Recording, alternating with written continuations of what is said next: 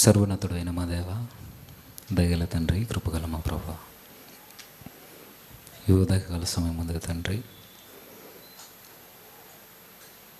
మీరిచ్చిన ఈ శరీరాన్ని, ఈ భౌతిక ఆత్మీయ జీవితాలని అర్ధాంతరంగా మేము ఎలా ముగించుకుంటున్నామో, ప్రస్తుతము మా మధ్య జరుగుతున్న పరిస్థితులను మేము ఆలోచన చేయొచ్చుండగా మీ సహాయాన్ని అనుగ్రహించండి. మా స్నేహితులు, మా కుటుంబీకులు, మా ఇరుగు పొరుగు వారు మీరిచ్చిన జీవితం యొక్క విలువ తెలియక తండ్రి, ఆయుష్ విలువ తెలియక, జీవితం యొక్క పరమార్థం తెలియక తండ్రి, వారు తీసుకుంటున్న నిర్ణయాలు మీ దృష్టికి ఎంత దయనీయమో, ఎంత సహ్యమైనవో మాకు తెలియజేయండి. అలాంటి పరిస్థితుల్లోనికి తండ్రి, మా జీవితాలను బట్టి మేము దిగిపోకుండా ఉండటకు సహాయాన్ని అనుగ్రహిస్తారని, మమ్మల్ని ఆత్మీయంగా స్థిరపరుస్తూ, భౌతికంగా నిలబెడుతూ, అన్ని విధాలా మా ద్వారా మహిమ పొందుకుంటారని కోరుచు క్రీస్తునామని ప్రార్థన సమర్పిస్తున్నాము తండ్రి. దేవుని పిల్లైన మీ అందరికీ క్రీస్తునామంలో నా శుభములు. ప్రసంగి గ్రంథం ఒకసారి అందరూ బైబిల్ తెరిచి చూద్దాం. ప్రసంగి గ్రంథం 2వ అధ్యాయం 23వ వచనం నుంచి.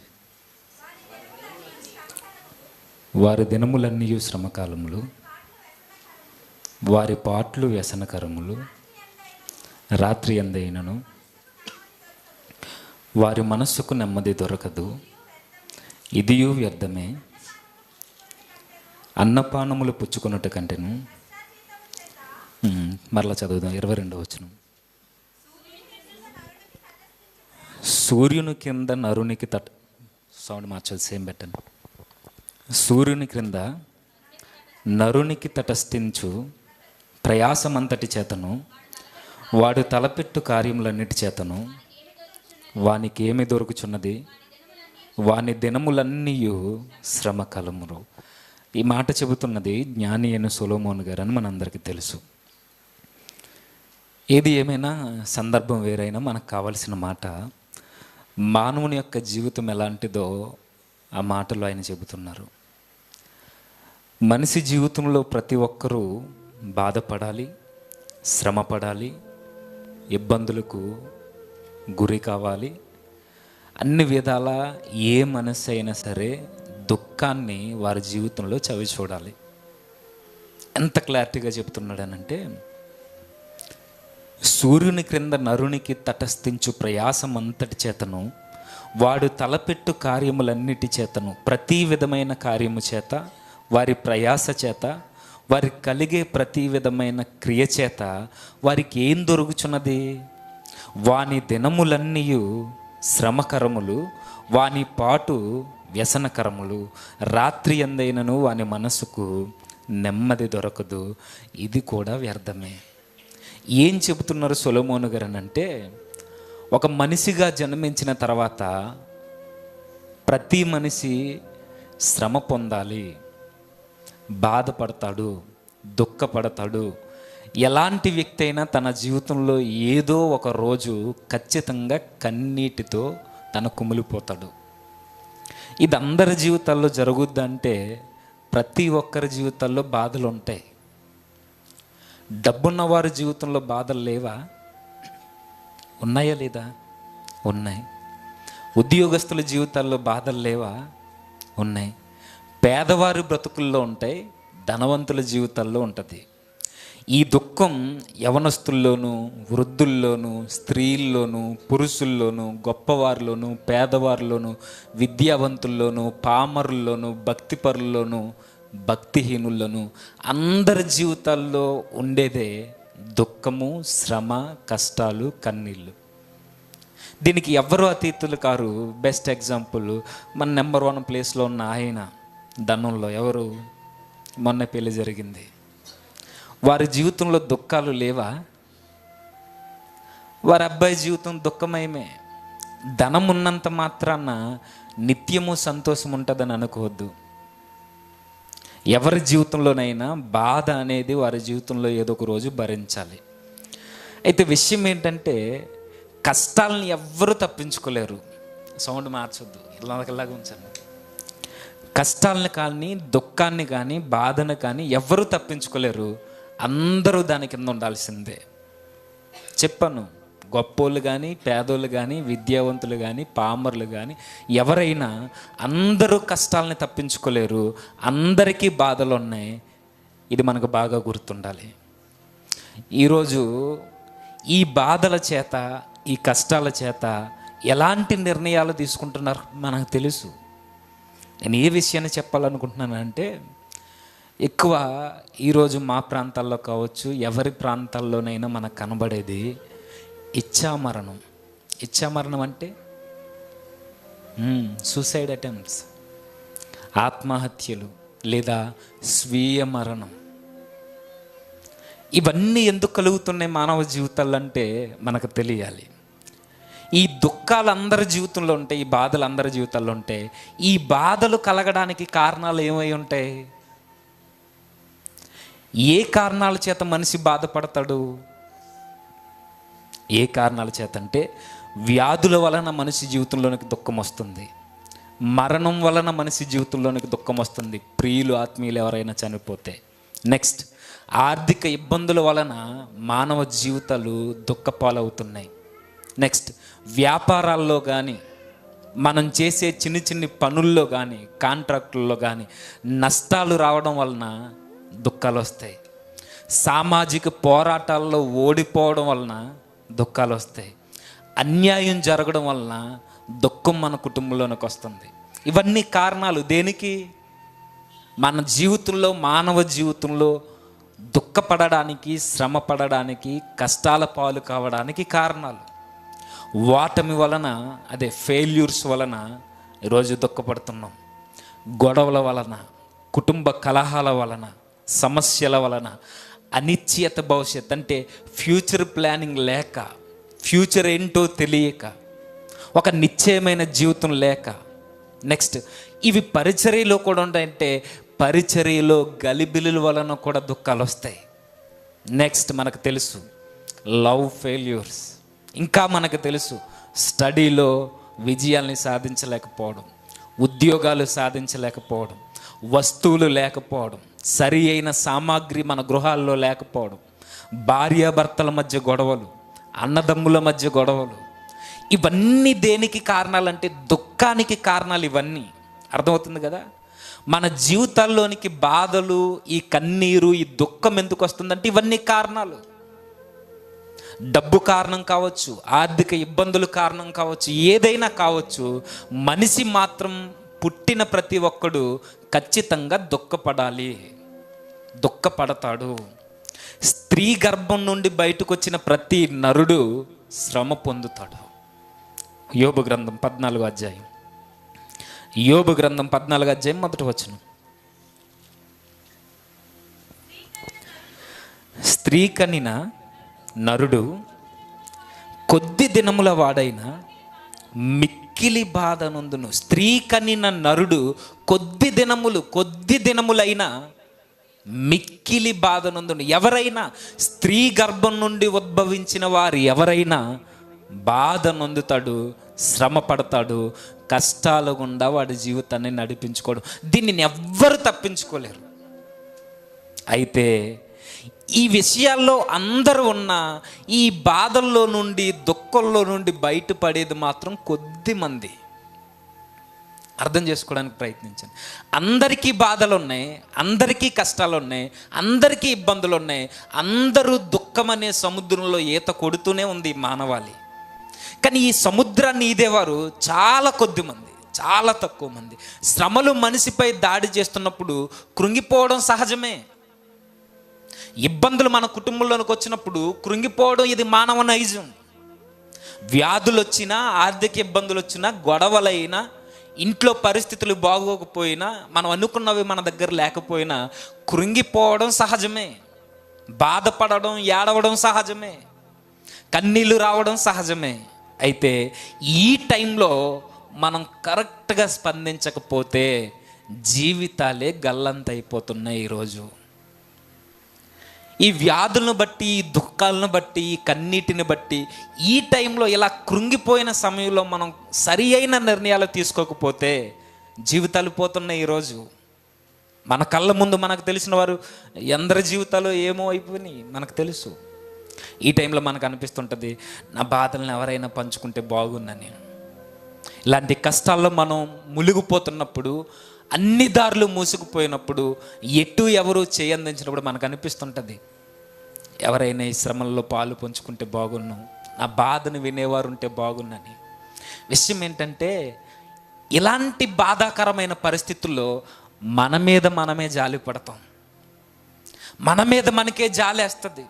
నా బాధను ఎవ్వడు వినట్లేదు, ఎవ్వరు పట్టించుకోవట్లేదు, తల్లిదండ్రులు వినట్లేదు, స్నేహితులు వినట్లేదు, ఆత్మీయులు వినట్లేదు, నా బంధువర్గం పట్టించుకోవట్లేదు, ఇప్పటి వరకు నాతో తిరిగిన వారే నా బాధను పంచుకోవట్లేదు.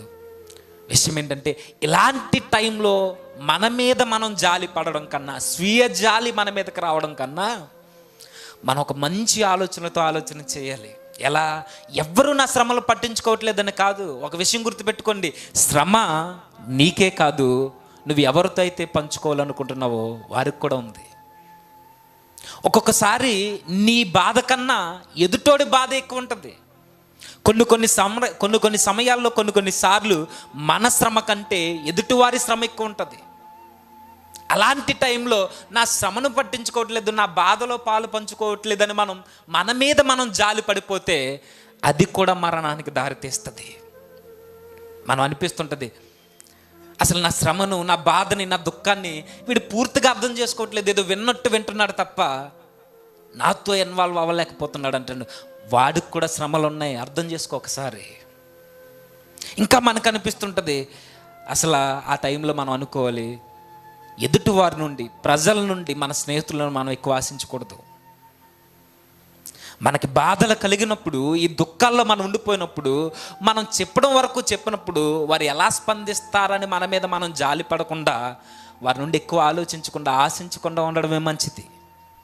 అయితే ఇలాంటి టైంలో చింత పడుతున్నప్పుడు, మనం బాధపడుతున్నప్పుడు, కన్నీళ్లు కారుస్తున్నప్పుడు మనం దిగేలైపోయి మూలను కూర్చొని, లేదా ఒంటరి ప్రాంతానికి వెళ్ళిపోవాలని, ఇదంటే ఏదో మారుమూల ప్రాంతానికి పోయి, ఏ చెట్ల కిందకో, ఏ సముద్రపు ఒడ్డుకో, ఎక్కడో జలపాతాల దగ్గరకో, ఏదో కొండ మీదకో, ఏదో ఒక ఇంటిలోనుకో గడివి పెట్టుకుని లోపలికి వెళ్ళిపోయి కృంగిపోతాం, కుమిలిపోతాం. ఎవ్వరికి చెప్పుకోలేని బాధలతో మన మీద మనం జాలిపడుతూ ఏడుస్తూ అలా ఉండిపోతాం. విషయం చెప్పనా, చింత అనేది రేపటి దినాన్న కలిగే దుఃఖాన్ని ఏమాత్రం తగ్గించదు. తగ్గిస్తుందా? నీ కన్నీళ్ళు, నీ ఏడుపు, నీ దుఃఖం రేపటి దినాన్న వచ్చి ఆ దుఃఖాన్ని ఏమైనా తగ్గిస్తుందా? ఏం తగ్గించదు. మరి ఏం చేస్తుంది? ఆ కృంగిపోయే తత్వం, ఆ చింత ఈ రోజున్న మన బలాన్ని మాత్రం ఖచ్చితంగా దొంగిలిస్తుంది. రేపటి దినపు శ్రమని, ఆ దుఃఖాన్ని తగ్గించదు, కానీ ఈరోజు మనకున్న బలాన్ని, మనకున్న శక్తిని మాత్రం ఖచ్చితంగా దొంగిలిస్తుంది, మనల్ని బలహీనులు చేస్తుంది. చింతతో చాలా ప్రమాదం. ఇలాంటి బాధలు మనందరి జీవితాల్లో ఉన్నప్పుడు, కష్టాలు ఉన్నప్పుడు అందరికీ ఉంటాయి, ఎవ్వరు తప్పించుకోవడానికి లేదు దీని నుండి. కొంతమంది చెప్పుకుంటారు, కొంతమంది చెప్పుకోలేరు. కొంతమందికి అవి తీవ్రమైన పరిస్థితులు ఉంటాయి, అవి పంచుకున్న తీరలేని పరిస్థితులు ఉంటాయి. కొంతమందికి వారి తరహాలో వారికి ఉండే శ్రమలు ఉంటాయి. అందరికీ బాధలు ఉన్నాయి, అందరికీ దుఃఖాలు ఉన్నాయి, అందరికీ కష్టాలు ఉన్నాయి. అయితే ఇలాంటి దుఃఖంలో, మనకు కలిగే దుఃఖంలో ఉన్నప్పుడు దాని పరిష్కారం మనకు తెలియదు. ఏమేం బాధలు ఉన్నాయో మీకు తెలుసు, చూస్తున్న వారికి తెలుసు. కొన్నిటికి పరిష్కారం తెలియదు మనకి. దీని నుండి ఎలా బయటపడాలి, ఎలా బయటకు వచ్చి మరలా మునుపటి జీవితాన్ని నేను ఎలా గడపాలని కొన్నిటికి పరిష్కారం తెలియదు. పరిష్కారం ఉండకపోవచ్చు. ఆ పరిస్థితుల్లో మనకు ఆ పరిష్కారం తెలియనప్పుడు మనకు అనిపిస్తుంటుంది, అన్నీ వదిలేసి ఎక్కడికైనా వెళ్ళిపోతే బాగుంది అనిపిస్తుంది. అందరినీ వదిలేసి, ఉన్న ఇంటిని వదిలేసి, ఊరుని వదిలేసి, అందరినీ వదిలేసి ఈ బాధలో ఏం చేయాలో తెలియక ఎక్కడికో పోవాలని కొంతమంది అనుకుంటారు. కొంతమంది ఈ బాధలో కొంత వెసులుబాటు కొరకు, లేదా ఈ బాధలో ఉపశమనం కొరకు మద్యానికి బానిసలైపోతారు, మత్తుకి బానిసలైపోతారు, సిగరెట్కి బానిస అయిపోతారు, మరికొంతమంది వ్యభిచారాలకి బానిస అయిపోతారు ఉపశమనం కొరకు. దుఃఖం నుండి, బాధ నుండి బయటపడడానికి వీళ్ళకి మార్గాలు తెలియక, పరిష్కారాలు లేక ఈ టైంలోనే చెడు అలవాట్లన్నీ వారి జీవితంలోనికి వస్తాయి. ఇదే టైంలో చెడు అలవాట్ల సంగతి పక్కన పెడితే ఈ దుఃఖ సమయంలో పరిష్కారాలు మన కంటికి కనబడకపోయేసరికి మనం అనుకుంటాం, నాకు ఈ జీవితమే వద్దు, నాకు ఈ జీవితం వద్దిక, చాలిక, ఇంతటితో ముగిసిపోతే చాలు. ఎక్కువ శాతం ఎక్కువ మందికి వచ్చే ఆలోచన ఎక్కడికో పోవాలనే తలంపుల కన్నా, ఇటు చెడు అలవాట్లకి బానిసలు కావాలనుకోవడం కన్నా, ఇక ఇక్కడితో నా జీవితం ముగిసిపోతే చాలు అనుకునే వారే చాలా ఎక్కువ. మన ఇండియాలో ఎక్కువ మంది రోజు ఆత్మహత్యలు చేసుకోవడానికి కారణం ఏంటి చెప్పండి? కారణాలు చెప్పండి. ఎక్కువ మంది ఎందుకు చనిపోతున్నారు ఈరోజు? అదే ఇచ్ఛామరణం, స్వీయ మరణం, సూసైడ్, తనకు తానుగా తన జీవితాన్ని అంతం చేసుకోవడం. ఎందుకు చనిపోతున్నారు? ఈ వ్యాధులు కారణం కావచ్చు. మనిషి ఎందుకు చనిపోతున్నాడో మనకు తెలుసు. తీరని రోగాలు తనను బాధిస్తున్నప్పుడు కుటుంబీకులు ఎవ్వరూ పట్టించుకోకపోతే పోయి ఉరి పెట్టుకునేవారు చాలామంది ఉన్నారు మన ప్రాంతాల్లో, మరి ఎక్కువగా ఈ గ్రామీణ పట్టణ ప్రాంతాల్లో. వ్యాధులు కారణం కావచ్చు. నెక్స్ట్ చెప్పాలి, యవనస్తులైతే లవ్ ఫెయిల్యూర్స్, మోసపోయానని ఈరోజు చచ్చిపోయే వాళ్ళు ఎక్కువ. నేను అనుకున్న ఆ స్త్రీ నాకు దక్కలేదు, లేదా ఆ పురుషుడు నా జీవితంలో లేడని చనిపోవడం, తల్లిదండ్రులు ఒప్పుకోలేదని, ఇక ముసలివారైతే ఇంట్లో ఎవ్వరూ పట్టించుకోవట్లేదని, ఇక కుటుంబంలో గొడవలైతే ఆర్థిక ఇబ్బందుల చేత ఎంతమంది చనిపోవట్లేదు చెప్పండి? ఎంతమంది చనిపోయారో చెప్పనా? ఇది సామాన్యులే చనిపోతారు అనుకోకండి. ఈ ఆత్మహత్యలు సామాన్యులు కాదు. ఈరోజు స్కాలర్స్ అనుకున్న వాళ్ళు, ఈరోజు బలవంతులు అనుకున్నవారు, ఈరోజు సెలబ్రిటీలు, ఈరోజు రాజకీయవేత్తలు ఎంతమంది చనిపోలేదు. పని చేయట్లేదంట ప్రాజెక్టు. మనవారం కూడా చెప్పాను, ఎప్పుడైతే వేద్దాం అనుకుంటామో అప్పుడే పని చేయదు ఇది. ఎంతమంది చనిపోయారో చెప్పనా? మనకు తెలిసిన సినీ హీరోస్ చెప్పండి, ఎంతమంది ఊరేసుకుని చచ్చిపోయారు మీకు తెలిసిన వారు? ఉదయ్ కిరణ్, నెక్స్ట్ సుశాంత్ సింగ్, నెక్స్ట్ రంగనాథ్ గారు. తెలుసా రంగనాథ్ గారు? తెలీదా? ఈయన తెలిసే ఉంటుంది, తెలుసు. సిల్క్ స్మిత తెలుసా? వీళ్ళందరూ ఎలా చనిపోయారు? వీళ్ళు మనకు తెలిసిన నటులు, వీళ్ళు ఇంకా తెలియని వారు చాలామంది ఉన్నారు. Hitler suicide attempt, Marilyn Monroe suicide, ఎవరో జోకర్గా పాత్రాభినయంలో మంచి పేరు పొందిన వ్యక్తి ఎవరన్నా చార్లీ చాప్లన్, ఆయన సూసైడ్. ఎంతమంది చనిపోయారు మనకు తెలుసు చాలామంది. మనకు తెలిసిన పేర్లు తక్కువ, చనిపోయిన వాళ్ళు చాలామంది ఎక్కువ. ఈ సాతానుగాడి తంత్రాలలో ప్రధానమైన తంత్రం మనిషి జీవితాన్ని అర్ధాంతరంగా ముగించాడు. ఈ ప్లానింగ్స్ అన్నీ ఎలా వస్తున్నాయి చెబుతాడు వాడి చెవిలో, ప్రేరేపిస్తాడు. యోధాన్ని ప్రేరేపించలేదా? ప్రేరేపించింది, యోధానే ప్రేరేపించిందంటే మనం ఎంత చెప్పండి? కారణాలు చెప్తుంది అది. మీ ఇంట్లో మీ నాన్న అడిగితే నీకు కొనివ్వలేదు బైకు, పోయి ట్రైన్కి ఎంత తలపెట్టే, నీకు ఇష్టం వచ్చిన పెళ్లి చేయట్లేదు, చచ్చిపో. ఈ మధ్య నిన్ను ఫోన్ వచ్చింది, 21 ఏళ్ళ అమ్మాయి ఫోన్ చేసింది, చచ్చిపోతానంటుంది. ఎందుకు చచ్చిపోద్ది? పెళ్ళి అవ్వట్లేదని ఎన్ని కారణాలు చెప్తారు. పెళ్ళి అవ్వకపోతే చచ్చిపోవడం అంటే, చచ్చిపో అని చెబుతుంది అది. నీకు పెళ్ళి అవ్వట్లేదు, నీకు ఇంకా సంబంధాలు రావు, చచ్చిపో. 21 ఏళ్ళుకా? ఎన్ని కారణాలు చూపిస్తుంది ఈరోజు. ఈ బాధలలో మనం పడే బాధ ఒకటైతే మరల బయట నుంచి చెప్తుంది, ఈ విషయం అందరికీ తెలిసిపోద్ది, తెలియక ముందే చచ్చిపో. నీ ఇంట్లో గొడవలు ఉన్నాయని అందరికీ తెలిసిపోద్ది, పరువు పోద్ది, పోకముందే చచ్చిపో. ఎలా చచ్చిపోవాలి?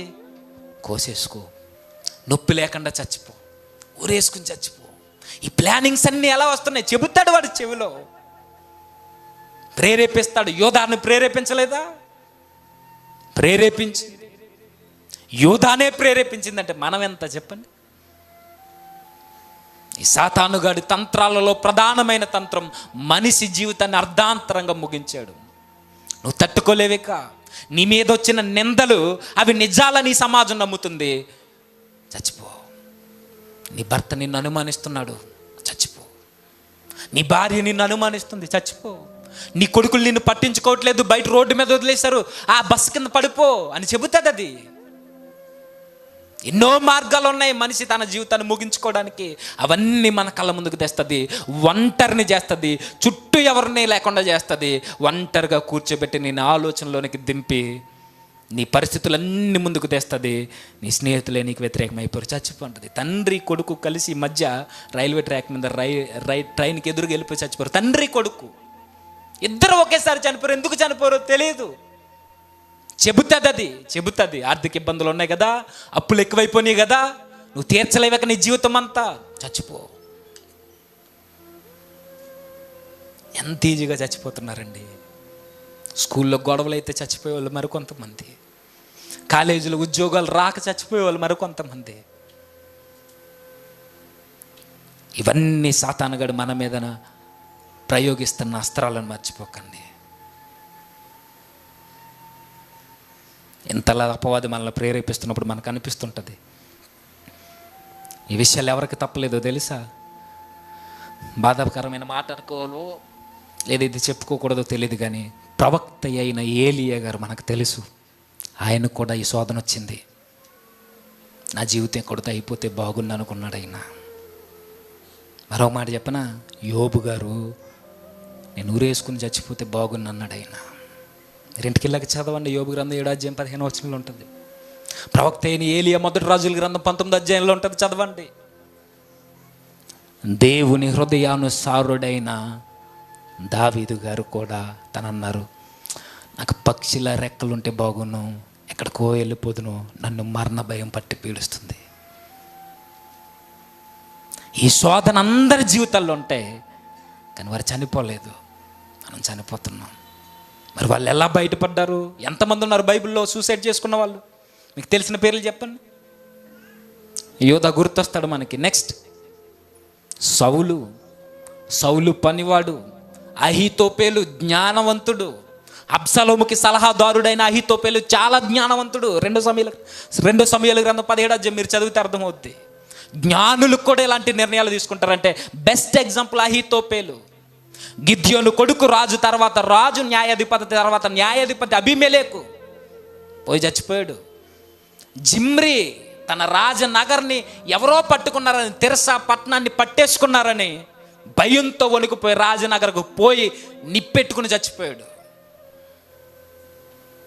ఊరేసుకుని చచ్చిపోయిన వాళ్ళు చాలామంది ఉన్నారు. ఎవరు చనిపోతారు? ఆత్మీయంగా దిగజారిన వారే, దేవుడు వారి జీవితంలో లేని వారే ఆత్మహత్య చేసుకుంటారు.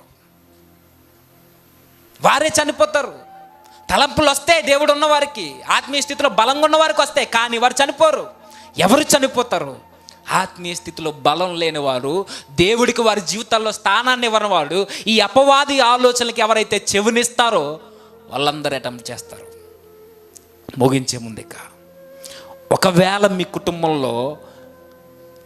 కుటుంబంలో ఎవరికైనా ఇంతకు ముందు ఎవరైనా సూసైడ్కి ప్లాన్ చేసి అటెంప్ట్ చేసి ఒకవేళ బ్రతికిన వారు ఉంటే అలాంటి వారిని జాగ్రత్తగా చూసుకోండి.